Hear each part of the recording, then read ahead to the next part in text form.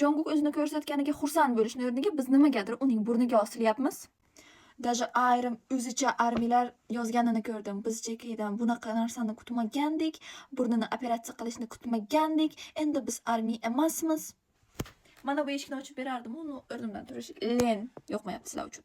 Okey, keling bugun biz siz bilan Jeki burnini operatsiya qilganmi, qilmaganmi respiratsiya qilamiz. Bu bizni operatsiya qilingan deb taxmin qilinayotgan burnimiz. Bizni burnimiz.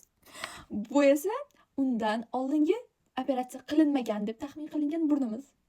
Jungkook 27-oktyabr kuni ko'rinish berdi. Ya'ni Channelning kinopremyerasiga bordi, filmining premyerasiga bordi va hamma gap o'sha yerdan boshlandi. Bu esa 28-oktyabr kuni ro'parosa bir oy oldin Jeki prямой efir qilgan Viewers'da. Bu yerda burunlar haqida hech qanaqa taxminlar yo'q edi. Xo'p, endi sizlarga savol. Bir oy ichida shu darajada ideal bitib, yopib ketadigan burun operatsiyasi bo'ladimi? Mayli, hozir sizlar aytsalaringiz ham bor degan taqdirda ham men ishonmayman. Bir oy ichida shu darajada yo'qolib ketadi, qilingani bilinmay ketadigan darajada bo'lganligiga.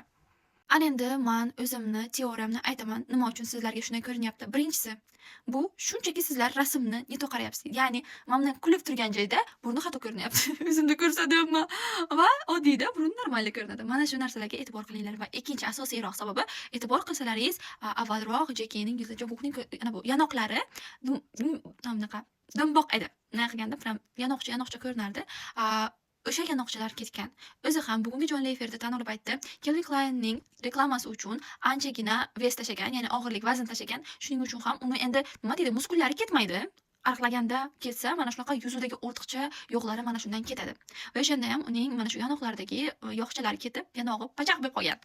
Va shundan sizlarga yuzi uni g'alati ko'rinyapti. Endi agar mabodoga ham 3-mabodo operatsiya qilganda ham biz uni qabul qilishimiz kerak. Bu uning tanasi. Xohlasa olib tashlamaydimi burnini, xohlasa chiroq bo'lmaydi menga desa.